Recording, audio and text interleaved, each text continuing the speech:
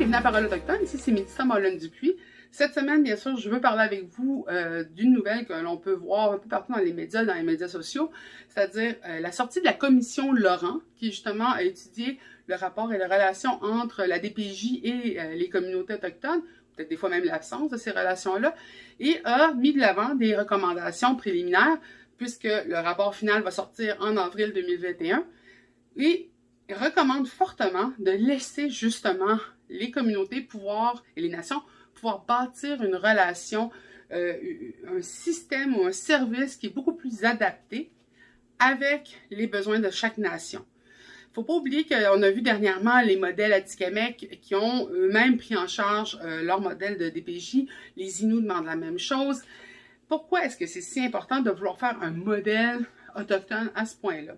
C'est qu'il ne faut pas oublier que pendant très longtemps, le service de la DPJ ou les services familiales ont été utilisés, même des fois instrumentalisés par l'État pour pouvoir continuer ce qui avait été commencé avec les pensionnats, c'est-à-dire la RAF des années 60, où beaucoup d'enfants ont été placés dans des familles d'accueil pour pouvoir détruire le lien entre la famille d'origine, la culture, et continuer cette espèce de mentalité de tuer l'Indien et sauver l'enfant. On voit les impacts aujourd'hui, on peut voir les statistiques, il y a plus de 8 fois la surreprésentation des jeunes autochtones dans les milieux de la DPJ que des autres nations. Alors, il y a une problématique. C'est pas normal que 4% de la population ait 5 à 8% de ses enfants dans un système qui, lui, représente 8 fois plus que ceux qui sont plus nombreux dans le restant de la province. Et vous comprendrez que c'est pas normal. Et c'est pas parce que les communautés autochtones n'aiment pas leurs enfants ou sont des moins bons parents. Non, c'est un système qui a été créé et qui a facilité justement cette institutionnalisation des enfants. Et la relation est extrêmement difficile puisque souvent la barrière de la langue, la barrière culturelle, les distorsions cognitives qu'on peut avoir aussi envers les parents autochtones viennent faire en sorte que souvent on va avoir comment je peux dire, on va avoir le bouton facile pour placer des enfants autochtones. D'ailleurs, il ne faut pas oublier que certaines de ces problématiques-là ont amené des drames. Je pense particulièrement à la DPJ de Joliette, qui est présentement sous enquête avec la CDPDJ. C'est quand même dire qu'il y a beaucoup de problématiques. Et là, on a vu aussi sur les médias sociaux dernièrement à Ouachata-Macmillan-Utenam des enfants qui étaient placés dans les familles, c'est-à-dire chez les grands-parents et chez la tante, mais qu'on jugeait inadéquats, alors que c'était considéré comme très adéquat, et qui ont été pris par justement des représentants de la DPJ, mais cependant, ça a été filmé sur les médias sociaux.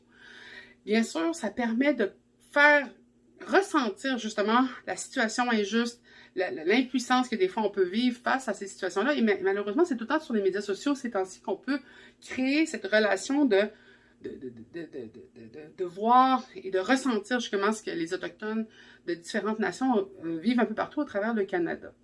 Donc, il faut comprendre que ces recommandations-là vont être regardées attentivement. Il faut comprendre aussi que quand on parle de racisme systémique, c'est-à-dire que les problèmes de racisme à travers le système, elles ont été créées par la loi sur les Indiens. Donc, on a pu voir les pensionnats, on a pu voir la RAF des années 60, on peut voir comment le système aujourd'hui est biaisé par rapport à toute la compréhension culturelle, parce qu'on des fois, c'est juste parce que la personne ne parle pas ni anglais ni français, elle ne peut pas être le gardien. Ou j'ai même entendu des fois que des services avaient été appelés parce que le parent mettait l'enfant dans un porte-bébé traditionnel, alors que c'est la poussette qui existe chez les Premières Nations depuis des milliers d'années. Et ça avait été vu culturellement comme quelque chose d'atroce, comme si on maltraitait l'enfant.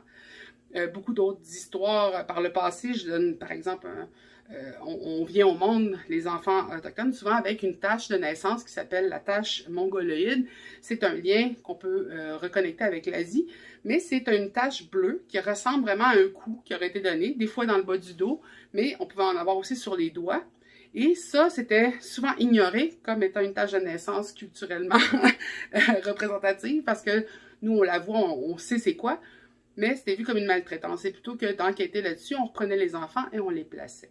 Donc, beaucoup d'enjeux, beaucoup de problématiques, beaucoup d'ignorance, mais aussi beaucoup de solutions qui sont apportées par les communautés, qui vont être écoutées et qui vont être mises de l'avant d'ici les prochains mois. Alors, n'hésitez pas à envoyer des questions. N'hésitez pas à partager cette vidéo. N'hésitez surtout pas à vous informer sur la commission Laurent qui va sortir bientôt. Je vous souhaite une belle semaine.